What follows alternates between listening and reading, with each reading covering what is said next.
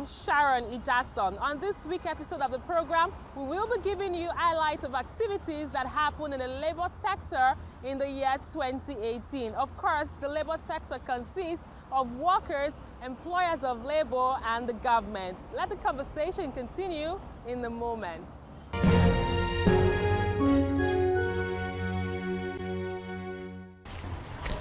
Adebimpe Onolapo is a teacher at a school in Ketu, Lagos. She has been working as a teacher for more than 5 years. She tells me her salary is 18,000 naira monthly. That's about $50 US. In my desire to understand how a person survives on less than $2 per day, we set up our camera and set out with Adebimpe from her house to the bus stop where she takes a bus to Ketu, Lagos. At this point, she pleaded anonymity, and so we agreed to keep her face out of the picture as much as possible. For Adebimpe, the routine of every typical workday involves deploying a marker on a board to impact lives and earn a living for herself. After the day's job, we visited her home in Ibafu. She narrates to us how she manages 18,000 naira with 2 children who have to be fed, clothed, and attend school. I earn close to 18,000 in a month. Okay, and is that sufficient for you? It's not sufficient for me. I'm just managing it. With the high rate of inflation in the country, I asked Adebimpe how she is able to cope with house rent and electricity bills. We use Jane, so sometimes we own Jane. We buy fuel to charge our phones, stuff like that. But the Jane we buy every day, and it's not enough. We have to manage ourselves. Just for out of that 18,000 I'm collecting, it's not easy. Reacting to the 66,500 proposed minimum wage by the NLC, the Minister of Labour, Dr. Chris Ngige, says these indices may not determine the amount the government and employers of labour will agree to pay as the new minimum wage, which will be implemented by the end of September 2018. The economic management team is still taking some data from Bureau of Statistics, NISA, National Productivity So Center. generally, what should Nigerian workers be expecting? No, I don't know what they will expect. It should be a consensus. If I tell you anything now, I don't know. The consensus might be, they can be talking about that they want 66,000, it can be 70,000. They might be saying they want 66,000, it can be 30,000. No, it can be 30,000. You never know. The governors have put in a proposal guided by the principle of our ability to pay, and are saying this 18,000 minimum wage, a lot of us are unable to pay. According to the chemical workers president, he tells me how members of his union earns the minimum wage of 54,500 naira, an amount he feels is not enough. The ratings are 80,000 naira cannot survive a Nigerian worker. That is the honest truth. So, like the government have promised by the end of September, they are going to sign a minimum wage that will be able to survive a Nigerian worker. So we pray. But in our own sector, that's the chemical union. Presently, we have 23,800 as a wage. Then on transport, we have 15,900. Then on housing, 14,800. So all amounted to about 54,500 naira. Adebimpe Onoluwapo, who is a teacher in a private school, just like any other worker in the country, will receive a similar amount as salary, is hopeful that the government will consider an upward review of the minimum wage and make life more meaningful for the Nigerian worker. Here is a graphical representation of the expense made by Adebimpe every day and what it comes to at the end of the month. The obvious question is, where does she get the balance? The likely answer could mean that every day for Adebimpe yields a miracle.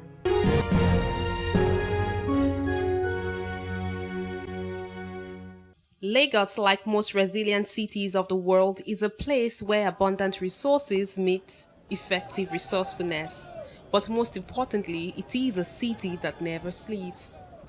Located within the nation's commercial nerve center, Apapa is a town that acts as a major economic gateway and is home to West Africa's biggest seaports, including Nigeria's premier port, the Lagos Port Complex, and the Tinkan Island. With the constant traffic gridlock in Apapa, Lagos, and the alleged death of some workers in the area, I set out to verify what an average worker experienced daily on Apapa Wharf Road.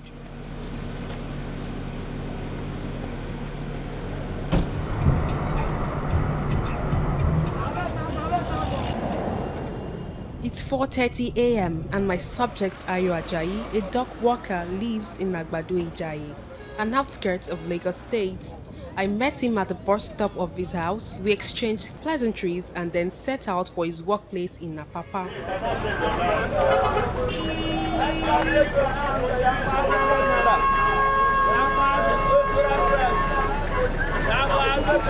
After some minutes, we boarded a bus to Oshodi.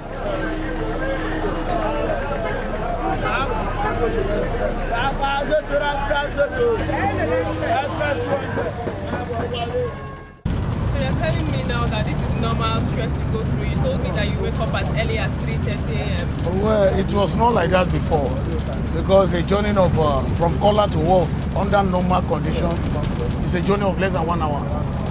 But you know, when we experience this total blockage within Apapa because of the bad road, we are forced to wake up in our houses maybe as early as 3 or 3:30 to make sure that we leave our house around 4 a.m.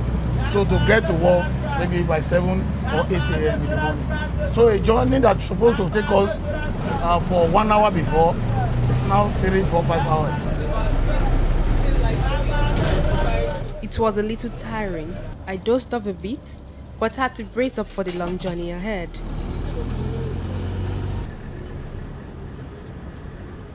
It was a busy morning, although some said it was a little light.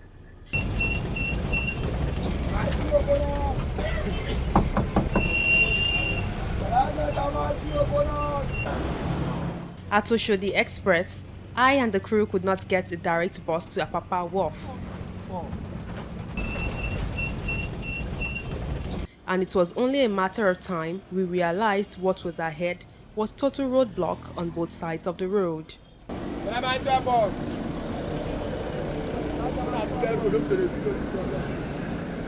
Finally, we opted into a bus once again. From mile 2, the road was blocked, but the driver was able to navigate and drive against traffic. Just before Coconut bus stop, Ayo alighted from the bus because there was no way to go. I took about 10 minutes of his time to survey the area.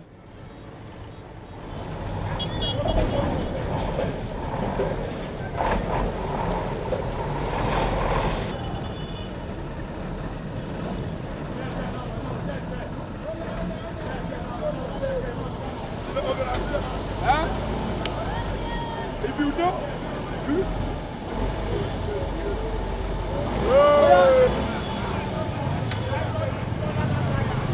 from the TITC, because they are not doing the work normal. When you reach there, they will be browsing their phone. Before they will allow motor to go inside, we can spend like more than 15 minutes to go into inside. That's why all this traffic is like this. Again, all the last mile and the police, they feel like they are controlling. They are collecting money, putting them one way. Not say one way they are moving this money. We are here over getting 5 days today. Today is 5 days. This road is not good. I have been here for the past 5 days. I have not slept. Ayo informed me he had to catch a bike to his office, which cost 400 naira, as that was the only way to access the port from this point.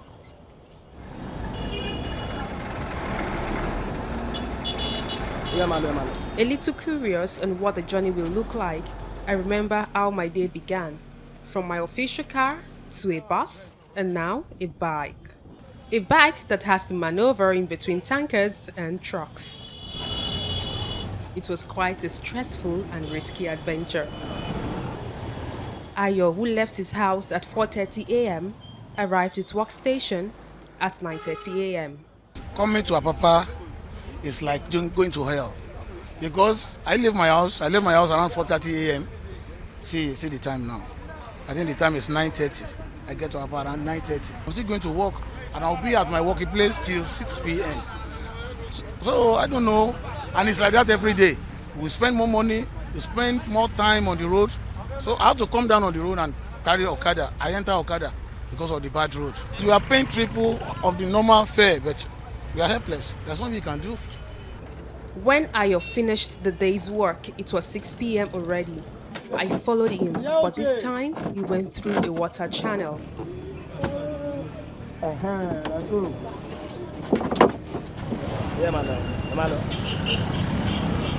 Then a bike, and then with the bus back to Agbado Ijayi. He did not arrive his bus stop until 10:15 p.m. in the night. This, according to him, another respondent I met in Oshodi, Apapa dual carriageway, is their daily ordeal in a bid to earn a living for themselves and survive in Lagos.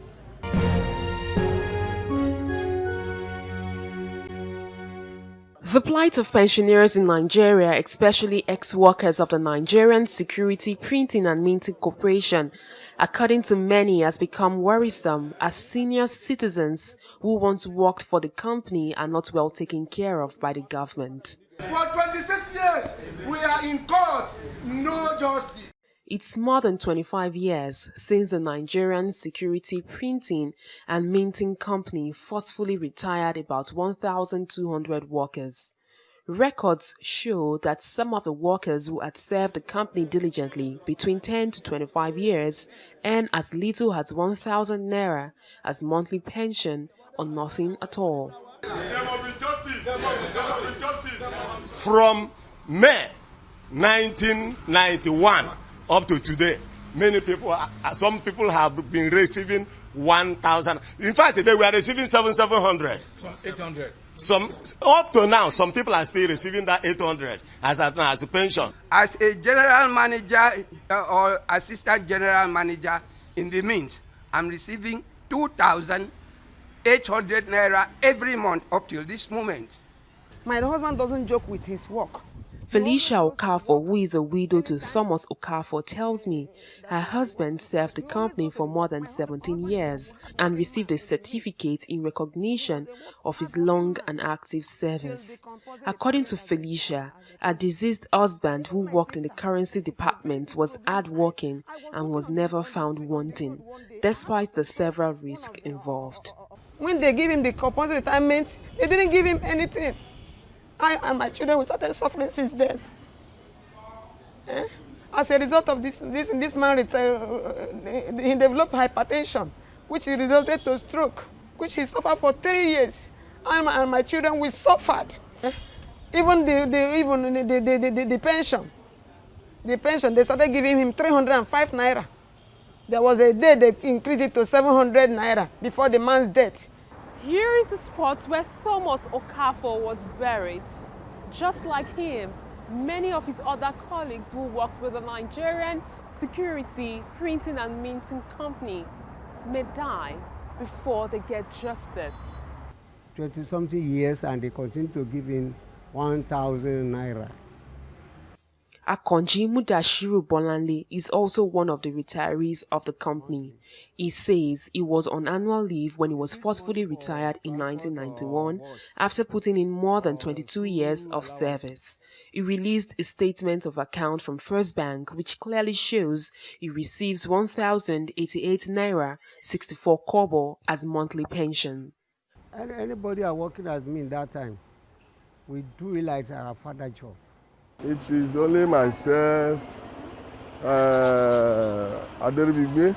Matthew Okolo, an ex-soldier who fought actively during the Civil War in 1969, was redeployed to the Nigerian Security Printing and Minting Company in 1978. He was subsequently affected by the retrenchment exercise that took place at the company. I went to Army Pension Office in 2016. they said we should come and document ourselves maybe for pension. I did it. These are the documents here. Now, that to no avail. After all that, there's nothing. Army has not done anything. Nothing has come from the army. Nothing has come from it.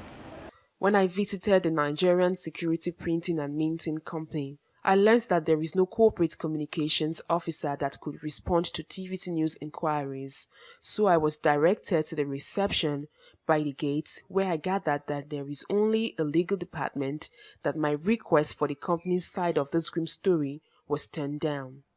As he went there, everything they asked him to do. Felicia Okafor says she wants her husband's wish to be fulfilled. I don't know. I don't know how to do about this problem. Let God help us.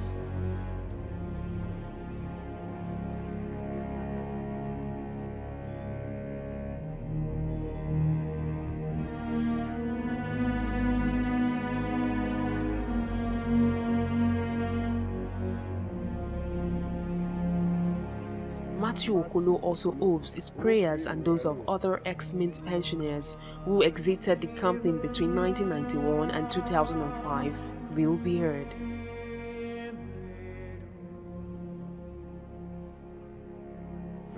The Nigerian system, the whole country is wicked to me. That's the way I look at it. For many of the Mint pensioners, receiving less than 10% of the national minimum wage as monthly pension, it has been a story of hardship, sickness, loss of loved ones, and many more.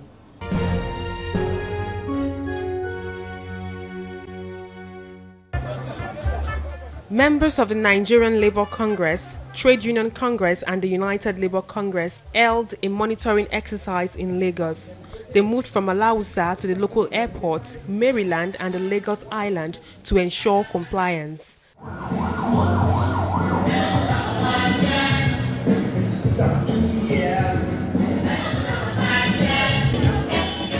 The Vice President of NLC, Comrade Amechi Asuguni, during the Enlightenment and Enforcement exercise, stated that the current minimum wage of 18,000 naira is not sufficient for a worker.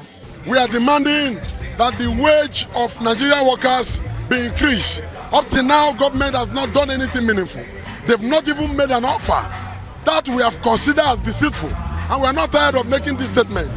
The monitoring team stopped at major financial institutions in Lagos and other companies to ensure that there is a high level of compliance.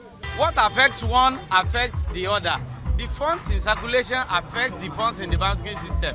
When people don't have food to eat, even those that have to eat, they will be at risk. 18,000 will not even buy a bag of rice, and even if he buys the bag of rice, what about the soup to eat the rice and other things? And this is a country where housing is a problem. You pay rent out of that 18,000, then you are supposed to transport yourself up because you don't expect somebody any 18,000 to go and own a car. So this struggle is for everybody.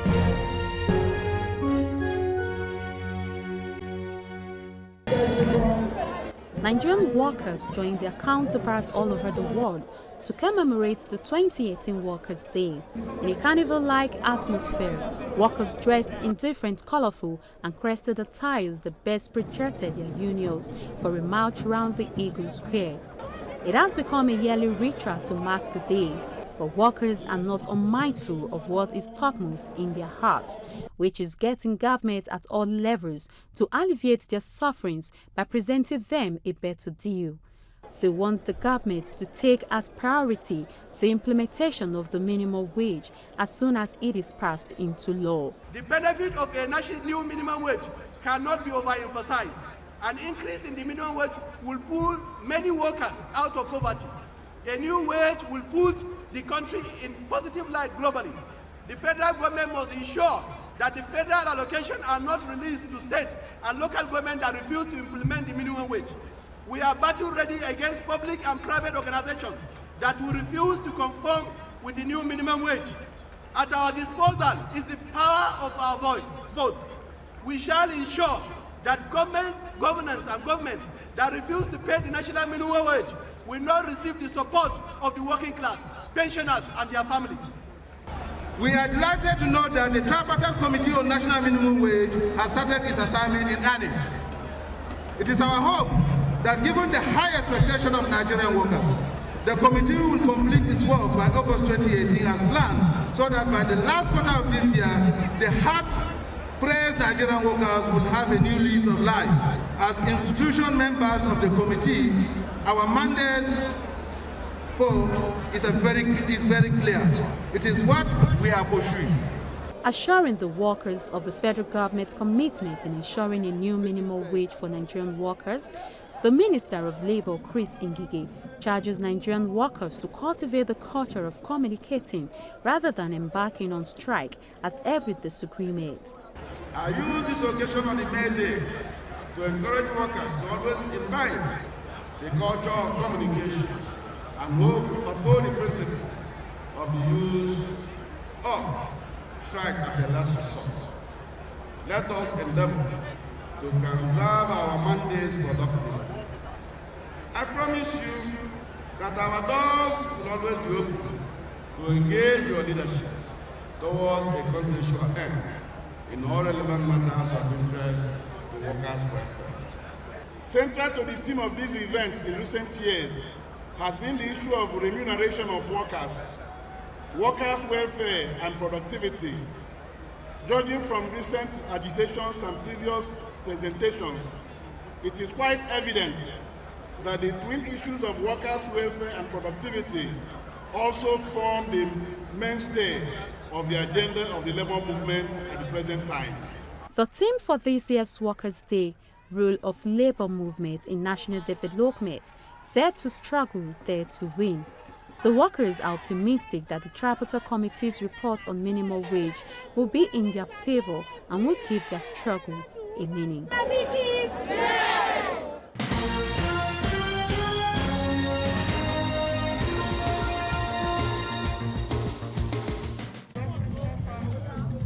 Workers from different affiliates under the United Labour Congress held a rally. They marched from Ojuelegba and converged at the National Stadium, where they raised several labour issues. Some of the labour leaders held divergent views about the several challenges faced by an average worker. We are still not at the same position. We have moved, but one would have wished that we would have gone further than this. But because there are other factors that affect our operations, we operate within an environment, within a political space, that even when you desire 10,000 naira for your people, the environment affects it. Even when you get that 10,000 you demanded, the outside environment affects it. Today is a Workers' Day, and you know the expectation of Nigerian workers. We're yet to arrive at a point of receiving a living wage, and that is why we're here today. Having this day is like looking back again on how far we've fared for the past 1 year into the next May Day again. Today is a hope, a restoration day, and so we believe that in the nearest future, the issues of the minimum wage will be concluded. Workers' welfare is at the lowest ebb. Salaries are not being paid. Casualization is the order of the day. Anti-labor vices are taking the place of decent work. And I think our government should rise up to that challenge. Workers cannot continue to work and they don't get anything in return. The fortunate thing is that the workers in Nigeria are not happy. In the sense the situation in Nigeria that has to deal with the workers' issues are not being addressed. And looking at the situations, there is no cause, there is no reason for workers to celebrate today's date. But however, we are doing it because Nigerians workers are very strong and very steadfast in their commitment to their jobs. May Day celebration is a time when workers should really sit down and celebrate. Celebrate achievements. It's a time for stock taking. Celebrate your achievements and then make more demands on your employers and the government. But we have today that workers really, a lot of workers are really in crisis. One, the minimum wage cannot take anybody home anymore, cannot buy a bag of rice. And as such, we need the higher minimum wage.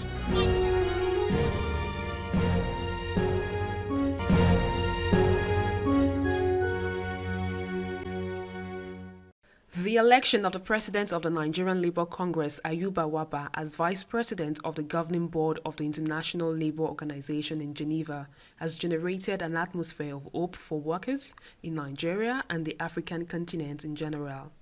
He is the sole representative of African workers and trade unions on the prestigious board. It was the first day of the workers' group meeting.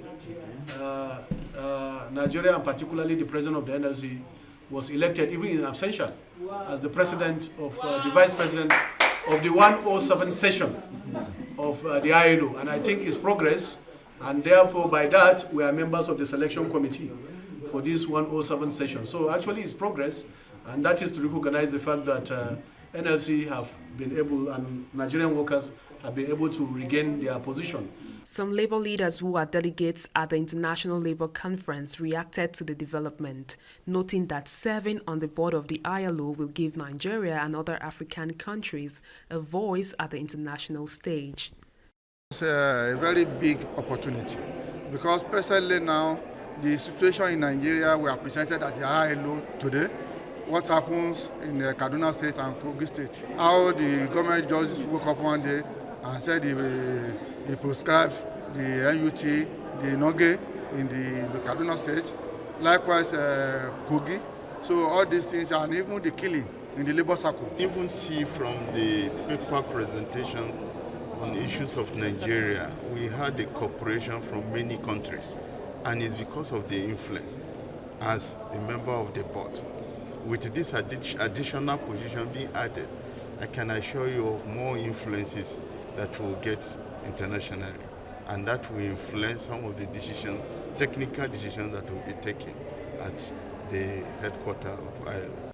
As countries push different positions and report the situation in the world of work at the ILO plenary, the executives of the old United Nations agency reaffirmed at this gathering that promoting workers' rights at work, encouraging decent employment opportunities, and promoting decent work are key to attaining the 2030 Agenda for Sustainable Development.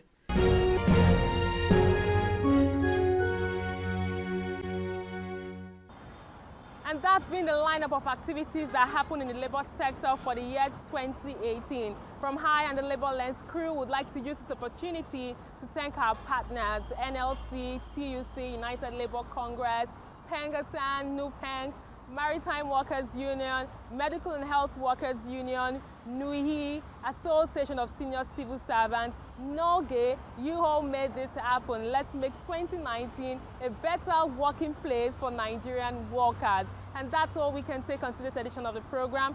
Join us next week for a fresh edition of the show. I am Sharon Ijason. Remember, labor creates wealth.